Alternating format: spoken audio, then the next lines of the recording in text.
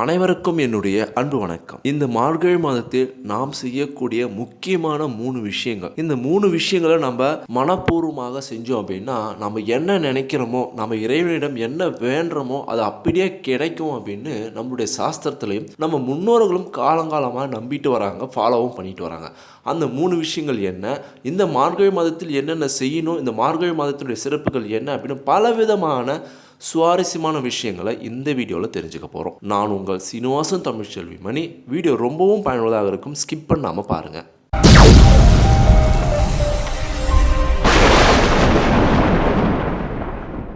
இதுவரைக்கும் இந்த சேனல் நீங்கள் சப்ஸ்கிரைப் பண்ணாமல் இருந்தீங்கன்னா உடனே சப்ஸ்கிரைப் பண்ணுங்கள். மேலும் பக்கத்தில் ஒரு பெல் ஐக்கான் இருக்கும், அந்த பெல் ஐக்கானும் ப்ரெஸ் பண்ணுங்கள். நான் கொடுக்குற ஒவ்வொரு வீடியோவும் உங்களுக்கு உடனடியாக நோட்டிஃபிகேஷனாக வந்துடும். மார்கழி மாதம் அப்படின்னாலே பெரும்பாலும் எல்லாரும் சொல்லக்கூடிய விஷயம் என்னென்னா இது ஒரு பீட மாதம் அப்படின்னு சொல்லுவாங்க.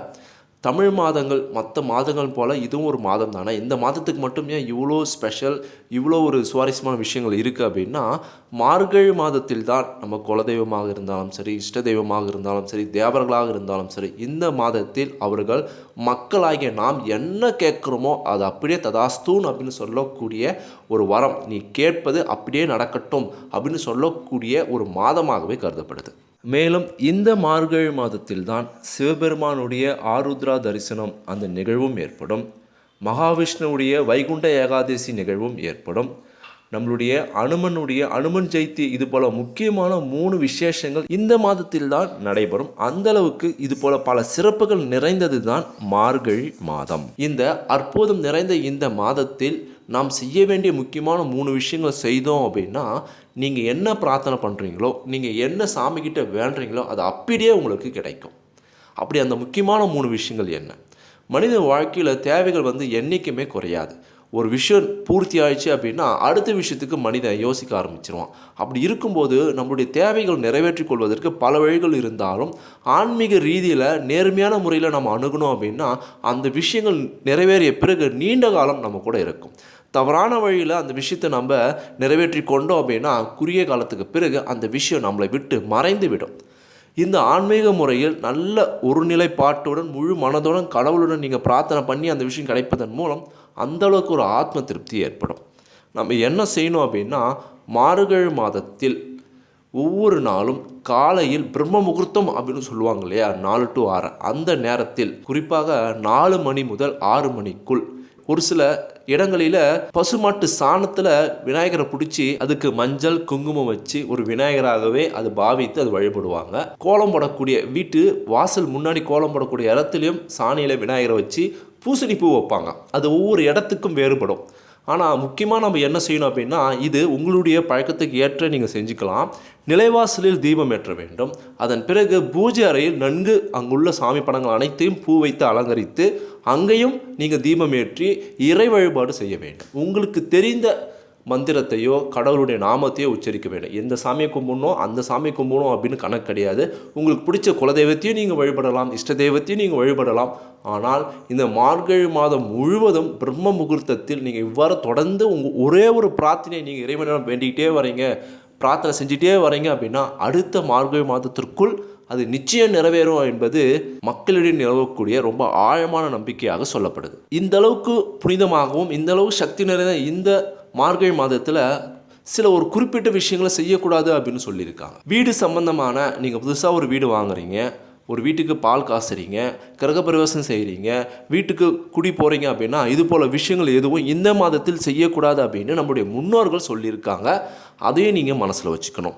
இதை தவிர்த்து வேறு ஏதாவது ஒரு நல்ல விஷயங்கள் நீங்கள் செய்யணும் அப்படின்னா நீங்கள் தாராளமாக உங்களுடைய நட்சத்திரம், ராசி அதுக்கு ஏற்ப நீங்கள் செஞ்சுக்கலாம். முதல் விஷயம் என்னன்னு பார்த்தீங்கன்னா, நிலைவாசலில் தீபம் ஏற்ற வேண்டும். நிலைவாசல் என்பது நம்முடைய குலதெய்வம் மகாலட்சுமி வாசம் செய்யக்கூடிய ஒரு அமைப்பாகவும் ஒரு அம்சமாகவும் கருதப்படுவதால் நிலைவாசலில் தீபம் ஏற்றணும் அப்படின்னு நம்மளுடைய சாஸ்திரத்தில் சொல்லியிருக்காங்க. அடுத்து 2வது விஷயம் என்னன்னு பார்த்தீங்கன்னா, உங்கள் வீட்டுக்கு அருகில் இருக்கக்கூடிய இல்லைனா நீங்கள் வசிக்கக்கூடிய ஊரில் இருக்கக்கூடிய ஏதாவது திருத்தலத்துக்கு நீங்கள் சென்று இறை வழிபாடு செய்ய வேண்டும். அந்த திருத்தலத்தில் இருக்கக்கூடிய இறைவனுக்கு உங்களால் முடிஞ்ச குறைந்த அளவான அச்சம் அதனுடைய அபிஷேகத்துக்கோ அர்ச்சனைக்கோ பூஜைக்கோ உதவி செய்ய வேண்டும். அவ்வாறு இந்த மாதத்தை நீங்கள் செய்வதன் மூலம் அந்த தெய்வத்தினுடைய அனுகிரகம் உங்களுக்கு பரிபூர்ணமாக கிடைக்கும் அப்படின்னு சொல்லப்படுது. நாங்கள் கொஞ்சம் எளிமையானவங்க சார் அப்படின்னா அவங்களால எந்த அளவு முடியுமோ குறைந்த அளவுனாச்சும் நீங்கள் ஒரு சின்ன உதவி செஞ்சீங்க அப்படின்னா கூட மிகப்பெரிய நல்லது சக்தி அப்படின்னு சொல்லப்படுது. சின்ன அளவு கோயிலாக இருந்தாலும் சரி, இல்லை பெரிய அளவு கோயிலாக இருந்தாலும் சரி, உங்களால் முடிஞ்ச அளவுக்கு அந்த சாமிக்கான அபிஷேகம் அர்ச்சனைக்கு உதவி பண்ணுங்க.